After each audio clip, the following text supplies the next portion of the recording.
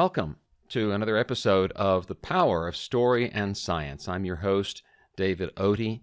In this program, we have a combination of content and conversations on topics related to giving more effective technical presentations, specifically or especially by telling the story of your work.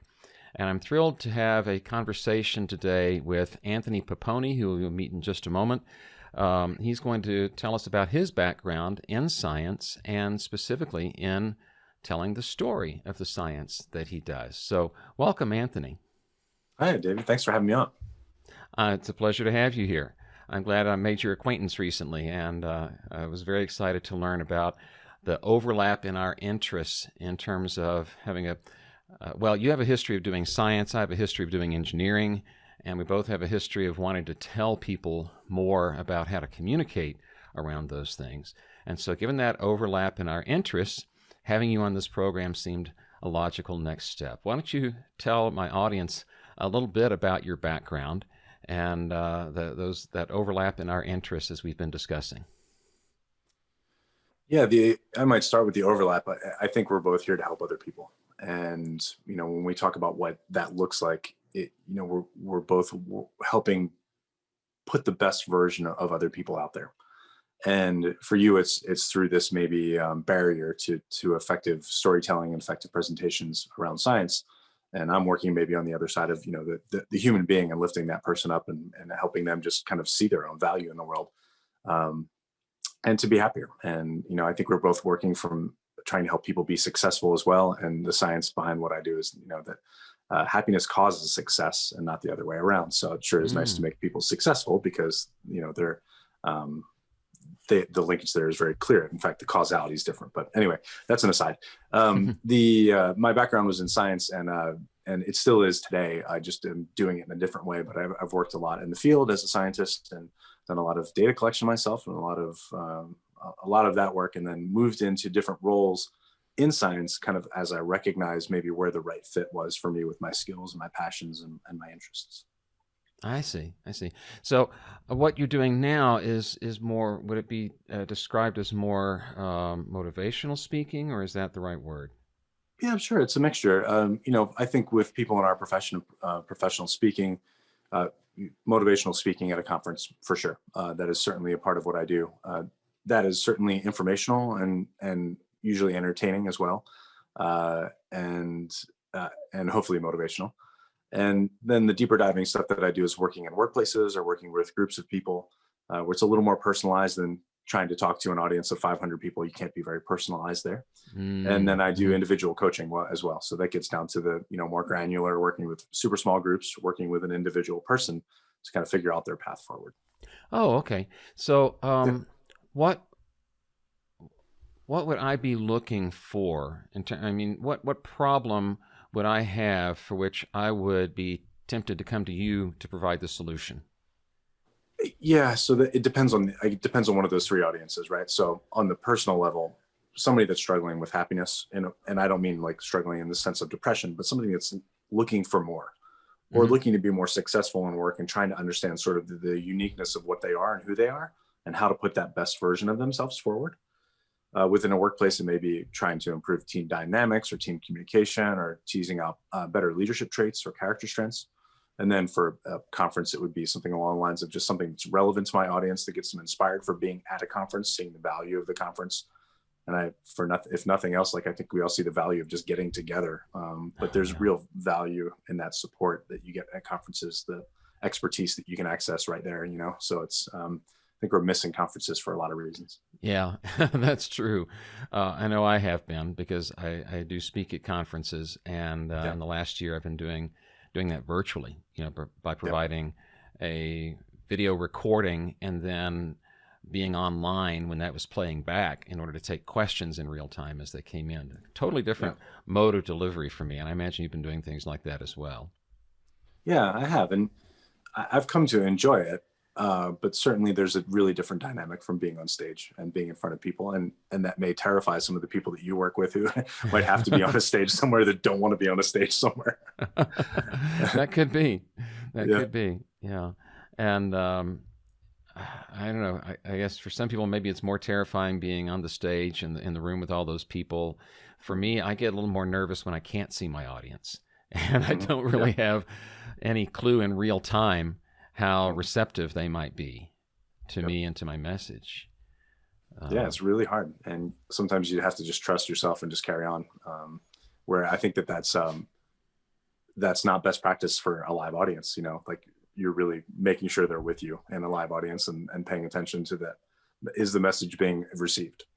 Yeah, yeah, and adjusting your energy level to the room and things like that. Yeah, being Yeah, ready to pivot, take a turn if you need to. yeah. Well, I'd like to hear a little bit more about your background in doing science and Mhm. how that led you to an appreciation that where your passion really lies is in communicating about that work rather than doing the field research and things like that. I'm sure my audience would be interested in some of your work in the field and how that led you into the speaking that you're doing now. Yeah, I think sometimes we paint ourselves a little bit into a corner of like how to be of best service in this world, and so over time, I've experienced a lot of different types of working in conservation, data collection, environmental consulting, which was pretty broad. Put me in the field a lot in a lot of different ways, working for a small consulting firm, doing Mm-hmm. work with wastewater, um, doing work with watershed protection, and a lot of water quality work in there as well. And some people just want to be outside all day collecting samples, Mm-hmm. shocking fish, and I mean that in a positive way. It's a data collection method, and Right. most people know that. But and then some people just want to be in the lab processing samples. Some people want to put together the data sets and work through the Q&A on those things. And then some people like to communicate that stuff. And so, science doesn't exist really in a vacuum without it being communicated. That can be in the form of a journal article, that can be presenting at a professional conference. It can be, in my case, sharing with my clientele. And in my last situation is maybe where I really started to recognize and have validation of what my real niche was. And that was more of like the communication of science. So Mm. who's in front of me? What do they need?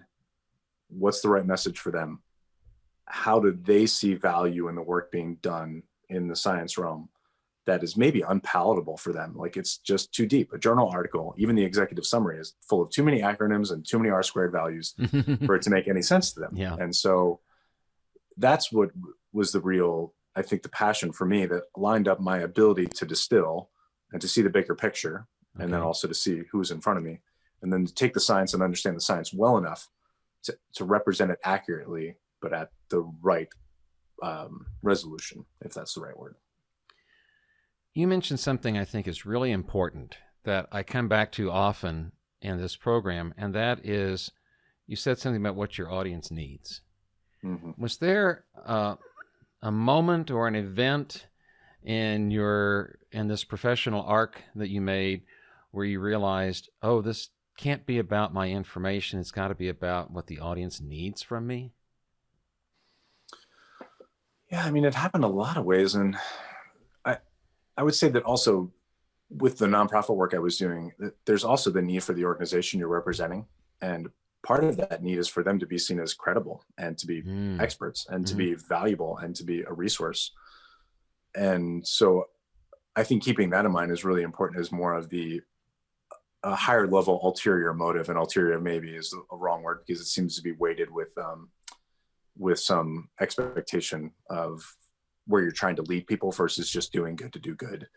Um, but I think that there's been multiple times in there where I've just kind of recognized that I was doing work with sea turtles. You can either collect the data at night, working on a beach until Mm-hmm. 6 a.m. in the morning, Mm-hmm. starting at 6 p.m. And that's really hard. And it's really requires a lot of rigor. And it's hard to do that when you're tired. Or you can be the person that gives the presentation about sea turtles that gets people really interested in some element of the science without them having to do the data collection. And that also serves the need of the organization and conservation that's working to conserve turtles and get people to rally behind why the science is important. And or making sure that the audience feels like, hey, I knew something different and new about my community or this place I'm visiting or these awesome creatures that are out there that make me connect to the world in a different way.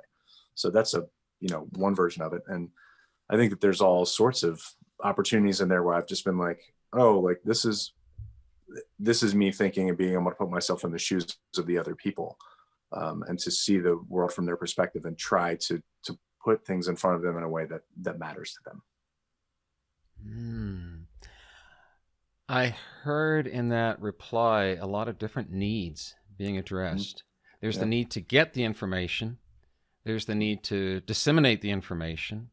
There's the need to present your organization as being credible and having value in terms of the work that it's doing. So when you were planning a presentation like that, how did you find yourself working to address things at so many different levels? Well, I think the dangerous way to do it is to assume what they need, right? Yes. And, I would say that I'm intuitive, and I also have a lot of experience in kind of understanding the audience a little bit just from past experience. I've been on the earth long enough to have made enough presentations and made enough mistakes maybe to know that. But I think also just asking, I mean, sometimes you just need to be direct. And, sometimes people will tell you, you've got 8 minutes. And then you need to work backwards from what can be done effectively in 8 minutes that's meaningful to this group of people. That doesn't mean you get to dive into the day-to-day data collection on something. You get to talk specifically about, here's the bullet points from an executive summary of what this 60-page report would have looked like. And here's what I think you need to know as a town council. Here's what I think you need to know as county commissioners. Here's what I think you need to know as a board of directors. Here's what you need to know as laypersons that are impacted by what's going on in their local community that might affect their health. So I think working back from those needs and just making sure that, you're in their shoes and can think about their needs, and then also asking that up front for sure. And then also creating space for feedback from that audience. I love that. Asking them up front, finding out what their needs are instead of assuming, right? Because a public decision-making body, as you mentioned, a town councilor or county commissioners, they have a certain set of needs, to be accountable to their constituents while making decisions that are in the best public good. And then if you're presenting on behalf of your nonprofit organization and you're seeking, say, funding or something like that, that's a different need to a completely different audience. Yeah. And I would add in there too, also think about what that audience, what their tolerance level is of science, and I mean that in a positive way of what can they understand, and not to treat them as if they're uneducated. But for example, a town council is typically made up of people that have careers. It's definitely not in science in most cases. It's somebody that's interested in serving their community. They don't have a degree in engineering. And so you have to be thoughtful about how to present material to them that meets their needs, but also meets what they can actually process, and being thoughtful about that. Yeah. As you were describing that, a sort of a Venn diagram started floating in my mind, right? Yeah. What they need to know, what they can understand. And you're trying to find that sweet spot of intersection, aren't you? Yeah. It's a very different presentation when it's amongst your colleagues than it is when you're in different audiences. Yeah. You just have to be really thoughtful about that. Yeah. I guess you do. Well, I tell you what, we're going to take a short break. When we come back from the break, I'd like to hear more about your journey into the public speaking that you do now, which, as you say, has got a different kind of scientific underpinnings, perhaps, than talking about the sea turtles and the wastewater quality. All right? Yeah, it's so very different. Yeah, we'll be back in just a moment. I'm David Odie on the power of story and science, and my guest is Anthony Poponi, and we'll be back in a minute.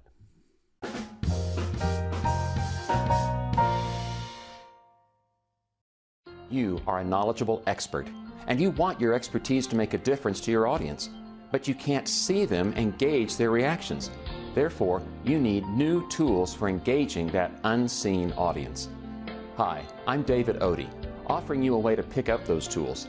In my new self-paced online course, you will discover 3 ways to improve your story, 1 fascinating tool for hooking your audience's attention, and 8 details in your physical environment that will set you apart from other virtual presenters. Today's technical presentations are going virtual, and that means you can reach a wider audience as long as you understand how to serve that audience. So join me for the online course, Own the Virtual Stage. Confidently connect with an unseen audience. Just go to ownthevirtualstage.com for details.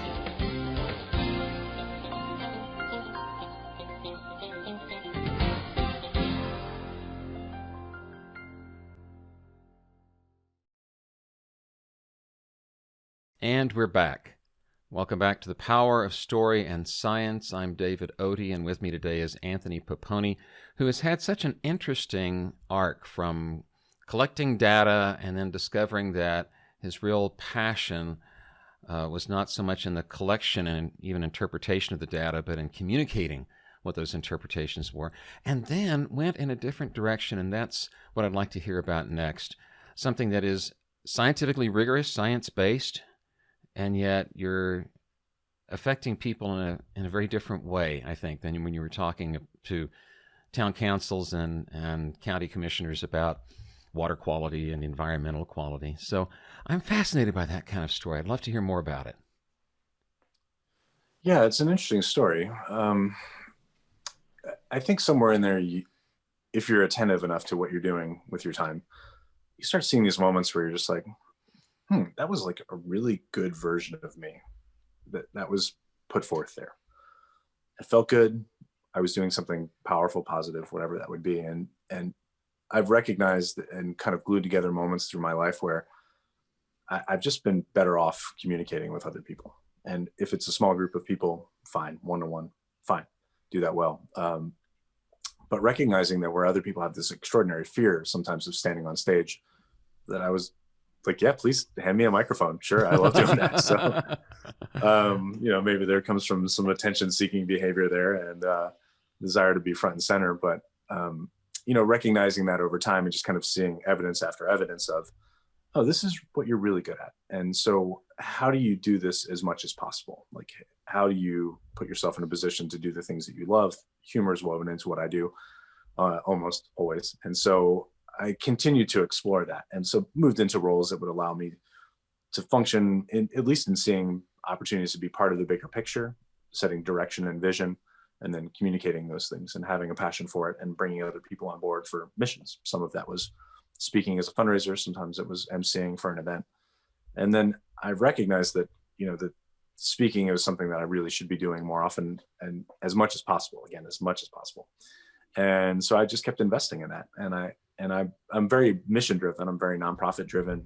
It's been such a huge part of my past experience that I found joy in emceeing, and I still do some emceeing just for fun for organizations, do some auctioneering for people that need it. I've done that before too. That's a lot of fun, isn't it? Yeah. And it's really different. Right. And, and I recognize somewhere in there that I wanted to have a bigger impact, and I'm not going to take anything away from MCs. I think making an event really enjoyable, getting people together, rallying people around a mission, making them appreciate the fact that whatever they're doing, having some deeper sense of meaning there is really valuable. So I don't want to take away from that at all. But I recognized that there was this nonprofit side of me that was really interested in service and doing something impactful to people. And the last nonprofit mission I worked for was Boys and Girls Club. And it was the best mission I've ever worked for, lifting youth up, primarily youth in poverty up. It parallels my own story. And so it made me just say, if I'm going to do this, then I want to be doing it in some way that has a pretty deep impact. So the connection there between the speaking part of this and the science is that I found positive psychology that's started back late 1990s. It came out of the academic realm. And so the tools that come out of positive psychology are really powerful and empirically validated in a lot of ways, and come from science and come from testing in the lab, testing in the field, testing with populations. so that they can say with confidence that these things work. It's not just somebody making it up and saying, if you want to be happier, you should X. This is saying what we know about happiness is happy people find happiness through X, Y, and Z. And so do those things. And so that satisfies that scientist in me that wants something that they can trust, or I can trust, and then I can put forward with confidence to people that it's really powerful. And I think scientists love that. We love to know that what we do is as credible as it can be, and knowing that there's probably always budgetary limitations that keep us from doing the 30-year longitudinal study. Right. But that the best we can do sometimes is, what we have in front of us. So. What we have in front of us. Yeah. You said something really interesting a moment ago. You said something about when you had an experience that made you realize you were being the best version of yourself. Yeah. Yeah. Is there a particular time that comes to mind when you thought that was me being the best version of myself? Well, I think when it comes to what we're talking about and being able to communicate with people, it's come at varying times, in my life when I've experienced, at least in that vein of thought around how did my ability to communicate effectively serve me and serve others really well. So I could go back to times with sea turtles. I could talk about the first time that somebody asked me to be an auctioneer for an event. And, that I was working in tandem with someone, and we were doing this really well together. I mean, let me set some context here. It was a fundraiser for a nonprofit for animal welfare. And they said, would you be willing to be our auctioneer for this event? And I said, sure. And then I said, what does that mean? And they were like, well, you're going to get up here and you're going to basically just have a good time and make people laugh and get them to bid on items. And I was like, okay, fine. And recognizing that that was very easy for me. And so easy for me, hard for others, fun for me, fun for those in front of me, serving a mission, win, win, win, win. And so then how do you pay attention to making sure that, in different times in your life, where is that popping up? And, in the science of positive psychology, we call that flow state in a lot of cases, where you just lose track of time. You're focused on what you're doing. It's a good challenge, but it's a challenge that's in your sweet spot. And it's something that typically you may not feel happy in the moment, but when you reflect back on it, then you see it, because in the moment, you're in the moment, right? And you don't have time for any other thought. So I think that I've also recognized that it brings me great joy to do that, to be able to go up on stage and to hold a mic for 45 minutes or an hour and tell a really good story and inspire people, entertain them. And so it's come at different times over my career. And, I would say one of the last times I did that was gave a keynote at a conference and then hosted a workshop afterwards. And I like to do that because you can have the keynote, you can kind of give people a taste of who you are. They get to know you, get to like you, trust you that you have good content. And then you can go deeper in a workshop. So a smaller group, a little more time typically in those settings, a little more personalized. And it went from a good keynote over into a workshop that was non-technical. It was a very technical conference, and it was full house, standing room only. And that was maybe more recent validation of you have this, I don't want to call it a gift because there's so much skill in developing it. And I think it's important to invest in the skill side of it. But to recognize that was me putting the highest and best version of myself out there. Highest and best version of yourself. I think the gift perhaps that you bring to that is that gift of self-awareness.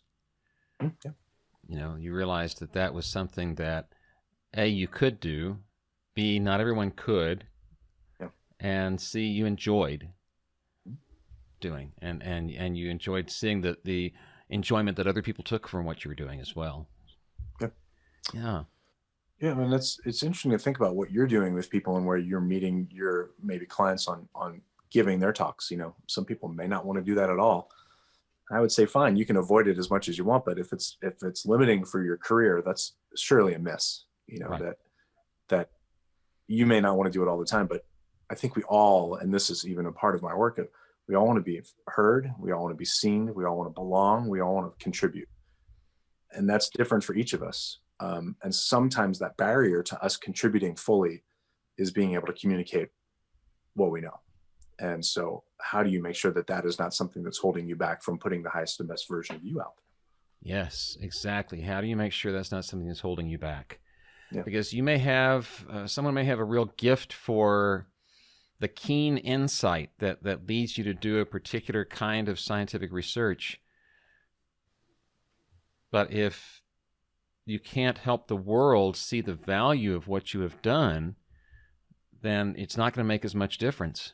And it's not going to advance you as much professionally as if people can understand the story, the context. We talked about context a little bit earlier offline.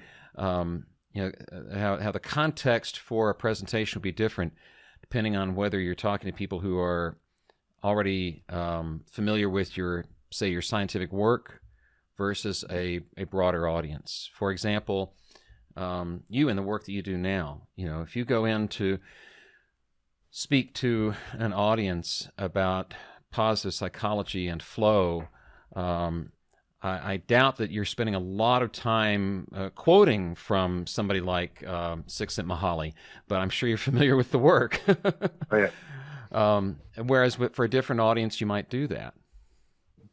It's all very contextual, isn't it? Yeah. That's incredibly important to all of it. Yeah. Well, we're nearing the end of what is, for me at least, a delightful conversation. Let me ask you if you'd like to wrap things up with sort of one closing thought that might be something helpful to people wanting to give a more effective technical presentation, whether to a technical or a non-technical audience. What is that one thing you have found that helps you move from let's say, a sense of apprehension more into a sense of flow about sharing information? Is there a key to that?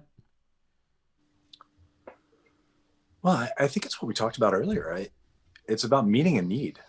Meeting a need. And yeah. I would say that it's the same thing with people that are doing sales or people that are doing fundraising, that you can feel icky about being a salesperson or you can feel icky about being a fundraiser if you're asking people to give you money for something that they don't want.